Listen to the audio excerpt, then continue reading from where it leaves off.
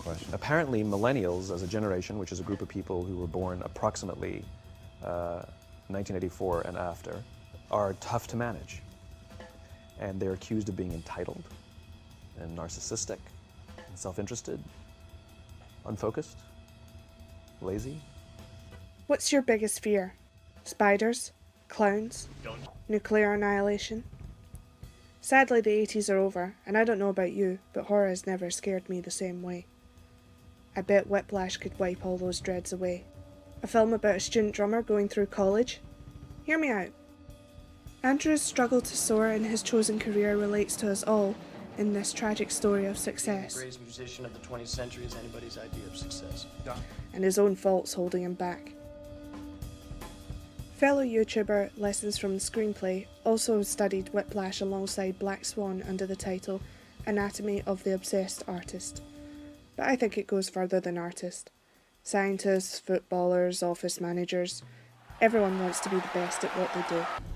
What I do best isn't very nice. Black Swan incorporates more mythical and horror-type fears to gain that 80s nostalgia we all love, while Whiplash keeps your fears very grounded, very personal, very, very relatable.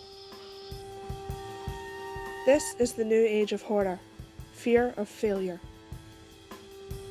For the past century, the values of Western society have been changing from prerogatives of birth to those of merit. Personal success rather than family status has become the measure of a man's worth. But the problem in bringing about achievement striving in a society is that striving does not always pay off with success.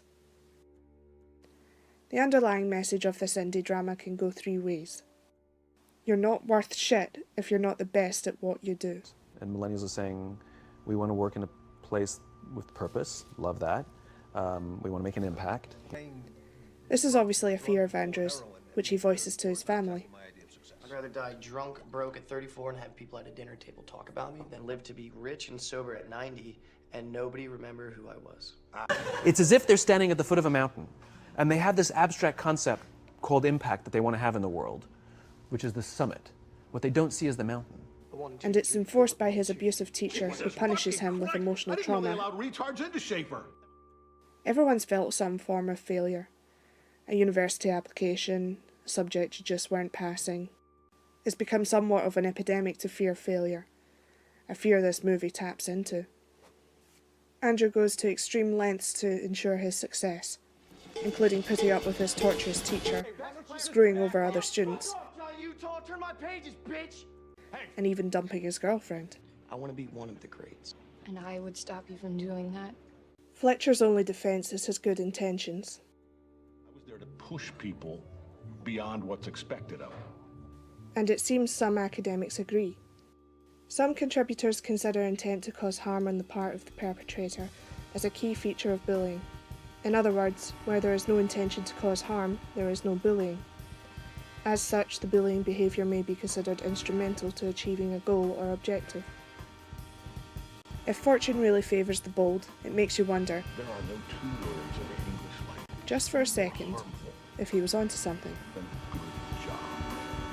It's hard to argue with that when Fletcher smiles like this was the point from the start. Even if you're the best, you'll fail. Isn't the word experience just like nails on a chalkboard now? Apparently a degree means nothing. All the work you did, nothing, without 30 years of experience behind it, at 21 years old. It isn't so much experience that's in Andrew's way, but his own obsessive nature, and just life throwing a curveball now and then. He's already succeeded in making first chair, and yet he loses it, proving that success is temporary. The humble job is not an option. Every parent has said the words, "You don't want to end up in McDonald's." I'm only just wondering, why not? You learn the values of labour, people skills, and honour in your work no matter what. As long as it keeps a roof over your head, nothing else should matter. This idea of work being beneath him is deeply ingrained in Andrew, even if his father tries to reason. It's Division 3. Parents, we know you're trying to give us a better life than you think you had, but there's pride in all work. Even McDonald's. Saying we're better than that raises expectations to unrealistic standards, increases pressure, and creates a pedantic generation of those of us who are unemployed because they can't get the job they want and won't stoop to one they can get. But if that doesn't give you an existential crisis, there's always the big man himself. Even if he is hilarious. That is not your boyfriend's dick. Do not come early. Yes. A sting is going to hurt more if it comes from someone you respect, be it a teacher, a parent, a boss. So the whole band can hear. And J.K. Simmons is terrifying enough, thanks. I'm upset. Louder! So Whiplash taps into a far more basic fear: abuse. I'm upset. Are you adjusting the seat, really? That's been your fucking problem the whole time, the seat height. Where can he go? If he turns his back on his teacher, he turns his back on everything he's worked for. And to quit that band, that job you love, that internship that could lead to more, to quit is to fail. Of course, that's not the case. Fletcher got tried and fired for a reason. Started during his time as Fletcher's student. You don't have to stand for it, or the pressure will crush you.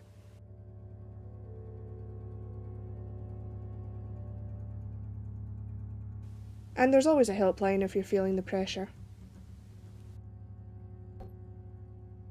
What do you think? What's the scariest non-horror you've seen?